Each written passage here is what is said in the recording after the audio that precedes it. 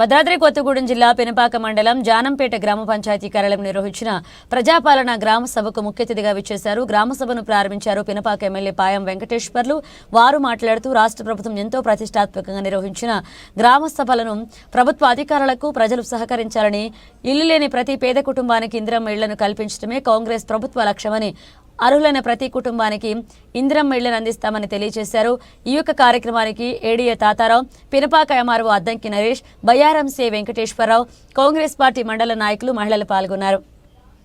పెనుపాక మండల ఎంఆర్ఓ గారు, ఇప్పుడే మీ ముందు మాట్లాడినటువంటి ఏడీఏ తాతారావు గారు, ఇంకా వేదిక మీద ఉన్నటువంటి అన్ని శాఖల అధికారులు, మన సిఐ గారు, ఇందిరమ్మ కమిటీ సభ్యులు,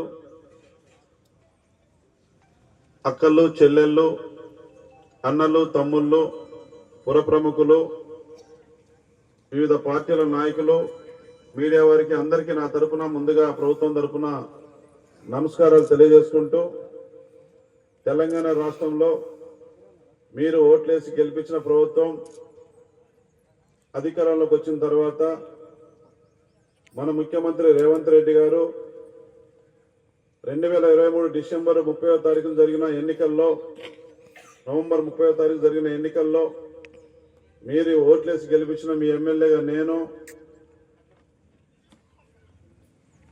ప్రజలకు ఇచ్చినటువంటి హామీలను నెరవేర్చే క్రమంలో భాగంగా ఈరోజు ఈ గ్రామ సభను మనం పెట్టుకున్నాం.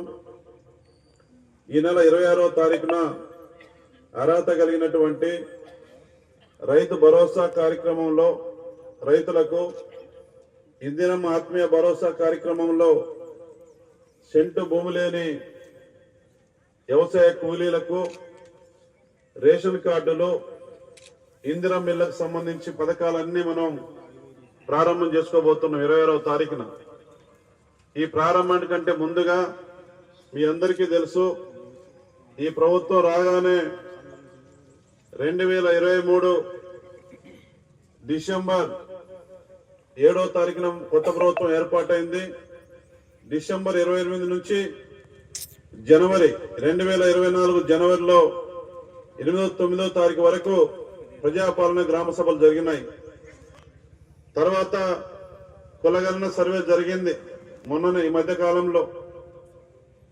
ఈ గ్రామ సభలు నిర్వహించడానికంటే ముందు ఈ నెల సంక్రాంతి పండుగ అయిపోయిన తర్వాత 16వ తారీఖు నుండి 20వ తారీఖు వరకు ఈ 4 పథకాలకు సంబంధించి అర్హుల జాబితా తయారు చేయడానికి అధికార యంత్రాంగం మొత్తం సర్వేలు కూడా చేయడం జరిగింది.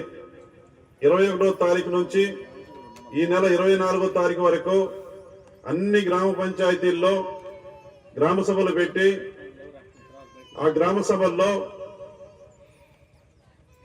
సభల్లో ఆ పథకాల వారీగా అధికారులు గుర్తించినటువంటి జాబితాలని మీకు చదివించి వినిపించడం ద్వారా ప్రధాన ఉద్దేశం 100% ఈ 4 పథకాల్లో అర్హత కలిగిన వాళ్ళకి ఇవ్వాలనేది మన ప్రభుత్వ ఉద్దేశం.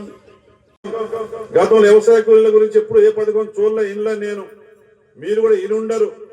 కాబట్టి ఆ రకంగా రైతు కూలీలకి ఒక మంచి కార్యక్రమాన్ని మన ప్రభుత్వం తీసుకొచ్చింది. రైతు భరోసా రైతులకు మంచి కార్యక్రమాన్ని తీసుకొచ్చింది పథకాన్ని. 3వ పథకం ఇవాళ రేషన్ కార్డులకు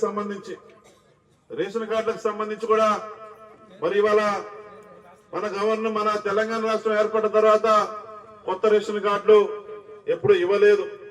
ఇవాళ మీరు ఎన్నుకున్న ప్రభుత్వం, మన ప్రజా ప్రభుత్వం, మన కాంగ్రెస్ పార్టీ ప్రభుత్వం రేషన్ కార్డులు అందరికీ, రేషన్ కార్డులు లేని వాళ్ళందరికీ కూడా కొత్త రేషన్ కార్డులు ఇవ్వడానికి మన ప్రభుత్వం శ్రీకారం చుట్టింది. ఈ నెల 26వ తారీఖున రేషన్ కార్డు లేని ప్రతి కుటుంబానికి కొత్త రేషన్ కార్డులు మన ప్రభుత్వం పథకాన్ని ప్రారంభం చేస్తా ఉంది. ఈ పథకం నిరంతరంగా కొనసాగుద్ది. ఎవరైతే రేషన్ కార్డు లేదో చివరి కుటుంబం వరకు ఇచ్చేవారికి ఈ పథకం కొనసాగుద్ది. ఇవాళ గ్రామ సభ అయిపోయింది, 26వ తారీఖున ప్రారంభం చేశారు. మమ్మల్ని మర్చిపోయారు, నాకు రేషన్ కార్డు రాలేదన్న ఆలోచన ఎవరికి రాకూడదు. అందరికీ ఎవరైతే రేషన్ కార్డు లేదో చివరి దాకా, అది నెల, 2 నెలల, 3 నెలల కంటిన్యూషన్ నడుస్తుంది ప్రక్రియ, నిరంతర ప్రక్రియ రేషన్ కార్డులకు సంబంధించి. ఈ లిస్ట్ లో జాబితాలు మీ పేర్ల దరఖాస్తు పెట్టుకోండి. పరిశీలన చేస్తారు. ఆ పేరు కూడా మీకు మరి అర్హత లిస్ట్ లో పెట్టి రేషన్ కార్డు ఇస్తారు. ఇక పాత రేషన్ కార్డు ఉన్న వాళ్ళ గురించి ఈ గ్రామ సభలో వాళ్ళు కూడా ఎవరికైతే పాత రేషన్ కార్డు ఉందో వారు కూడా మరి వాళ్ళ పేరు ఎక్కించాలన్నా పేరు తొలగించాలన్నా ఏదైనా పాత రేషన్ కార్డులో మార్పులు చేర్పులు చేసుకోవాలన్నా ఈ గ్రామ సభలో మీరు దరఖాస్తు పెట్టుకోవచ్చు. అది కూడా చెప్తారు చదివేటప్పుడు. ఈ రకంగా రేషన్ కార్డులకు సంబంధించిన మన ప్రభుత్వం మరి పేదవాళ్లకు అట్టడుగున ఉన్న వాళ్లకు అందరికీ ఉపయోగపడే పథకానికి శ్రీకారం చుట్టింది మన ప్రభుత్వం.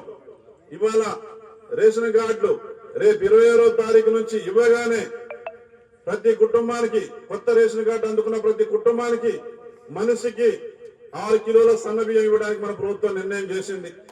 కొత్త కార్డు తీసుకున్న ప్రతి కుటుంబానికి నెల నెల ఒక మనిషికి వచ్చి 6 కేజీల సన్న బియ్యం ఇవ్వాలని చెప్పేసి మన ప్రభుత్వం శ్రీకారం చుట్టింది. సిద్ధంగా ఏర్పాటు కూడా చేసింది 26వ తారీఖు ప్రారంభం చేయడానికి.